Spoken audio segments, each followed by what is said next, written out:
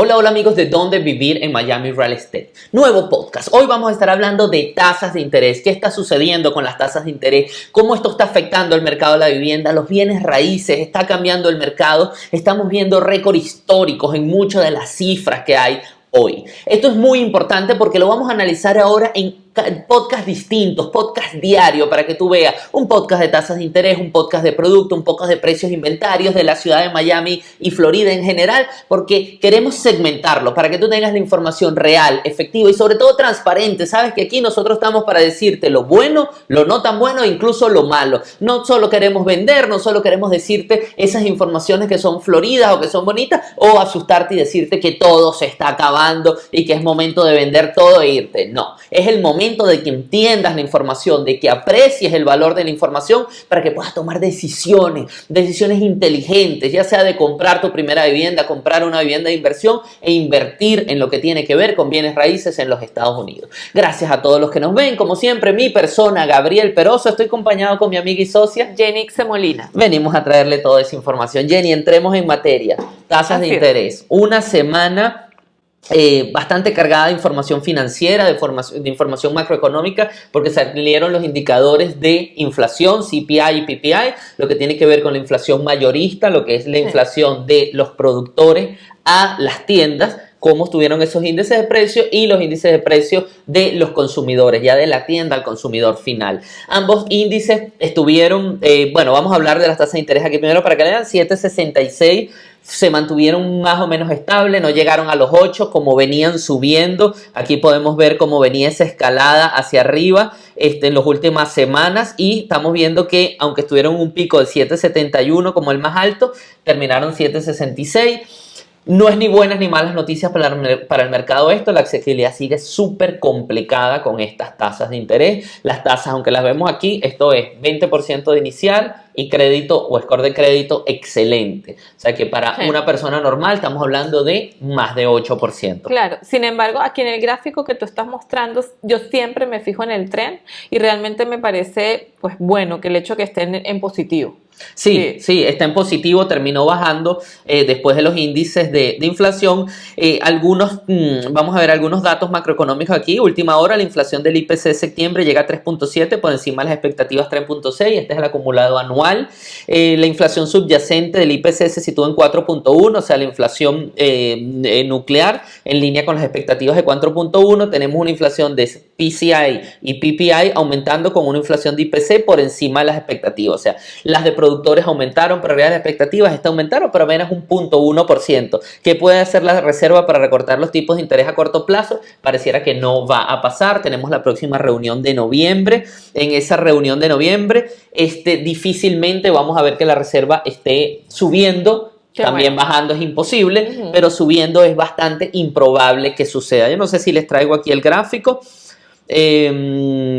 No lo tengo aquí, pero veo un gráfico de cuáles son las posibilidades. Estamos hablando de que en un 80% se cree que la Fed va a mantener las tasas iguales para noviembre y diciembre. Lo que se está hablando es que la bajada de tasas de interés interbancarias vayan a quedar para mediados del 2024. O sea, vamos a tener tasas de interés hipotecarias altas por lo menos hasta mediados de septiembre. Aquí vemos cómo bajó la inflación justamente de los niveles máximos del 9%, 9.1 que tuvimos a mediados del año 2022, el año pasado, es que también es muy reciente. Y aquí vemos cómo ha ido bajando con un ligero repunte aquí. Estamos hablando de que este repunte también está basado en esta base histórica. Recuérdense que lo trabajamos a 12 meses, entonces hay una base histórica. Sin embargo, viene la época más inflacionaria, que son los meses de diciembre, donde la gente consume más. Hay algo importante, un análisis importante, que es bajó la inflación de servicios.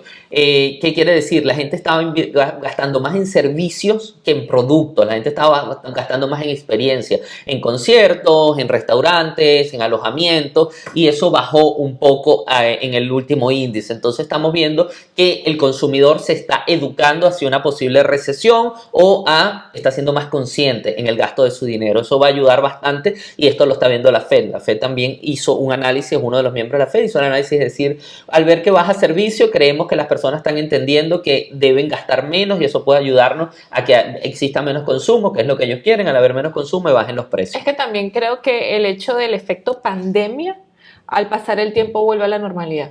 Entonces, Sí. sabemos que después de la pandemia las personas quedaron, o todos quedamos, queriendo tener experiencias, queriendo disfrutar más la vida, queriendo salir de vacaciones y maybe el efecto pandemia ya está bajando un poco, pienso Sí, yo. el efecto pandemia ha bajado un poco, han bajado los ahorros de las personas, entonces las personas ya tienen un poco más de conciencia.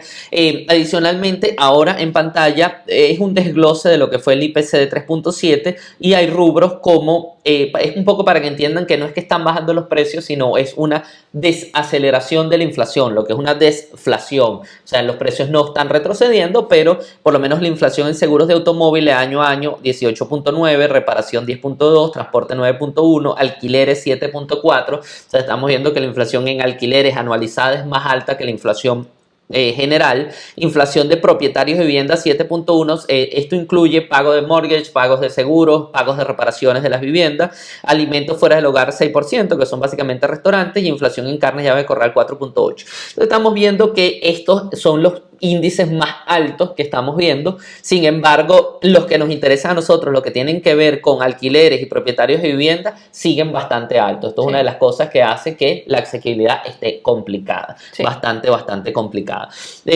Por último, y una de las cosas que está leyendo la Fed, que es importante, es la demanda de préstamos corporativos. ¿Qué están haciendo las industrias? Recuerden que cuando la Fed sube las tasas de interés nos afecta directamente en las tasas hipotecarias a través de los bonos del tesoro. Sin embargo, la Fed lo que quiere ver es desaceleración de la economía y han bajado en un 20% los niveles de créditos corporativos, incluso menos que durante el inicio de la pandemia. O sea, las corporaciones saben que tienen que bajar su nivel de inversión, que tienen que bajar su nivel de desarrollo un poco para controlar el cash flow que tienen y de esta manera esto va a afectar directamente en que la inflación no siga subiendo. O sea, están gastando menos las corporaciones, se están endeudando menos las corporaciones.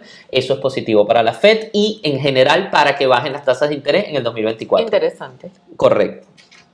Eso es lo que traigo yo en todo lo que tiene que ver con tasas de interés. ¿Algún otro comentario, Jenny, que tengas? Mira, tengo un artículo en referencia a la inflación, pero estamos ya yéndonos al nivel local. Y el artículo es de South Florida Business y dice, el crecimiento de la inflación en el sur de la Florida es el más alto del país. Me pareció muy interesante el artículo y traerlo a colación. Podemos sacar de él, dice, el sur de la Florida como epicentro, clasificado como la región número 1 de Estados Unidos con la tasa de inflación más alta y el mayor crecimiento año tras año según el IPC. Adicionalmente, ¿qué número es? Aquí en la Florida o en el área metropolitana tenemos 7.8% de inflación comparado con el 3.7% a nivel nacional. Se puede decir que casi lo duplicamos. ¿Qué sucede en Miami? Y el artículo lo dice, Miami o el área de Fort Lauderdale y el sur de la Florida es Miami. Dice, el sur de la Florida tiene su propio lugar. No hay otro lugar en mi distrito como esta zona. Tiene una fuerte presencia internacional y la cantidad de capital que fluye aquí es realmente diferente. O sea, no podemos comparar lo que está sucediendo económicamente hablando en el sur de la Florida porque hay una inyección de capital de otros países, lo que hace que se mueva totalmente diferente a cómo se mueve el resto del país. Y debido a esto, también el movimiento inmobiliario es diferente. Entonces, no se puede analizar o tiene gran influencia del nivel nacional, pero también hay que ver el local que está pasando. Adicionalmente, ellos sacaron esta información de Wallet Hub. Nosotros nos fuimos a Wallet Hub para ver la tabla y analizando la tabla nos pareció muy importante traer a colación el hecho de que sí, Miami, Fort Lauderdale y West Palm Beach tienen un 7.8% de IPC, pero ese es año tras año. ¿Qué pasa cuando yo voy a comparar en los 2 últimos meses? Ellos realmente sacaron el análisis de la comparación año tras año y luego de los 2 meses anteriores. Cuando yo comparo los 2 meses anteriores, nosotros tenemos 1.2% de incremento en los precios. No estamos en el primer lugar, estamos en el quinto lugar. Aquí se los muestro.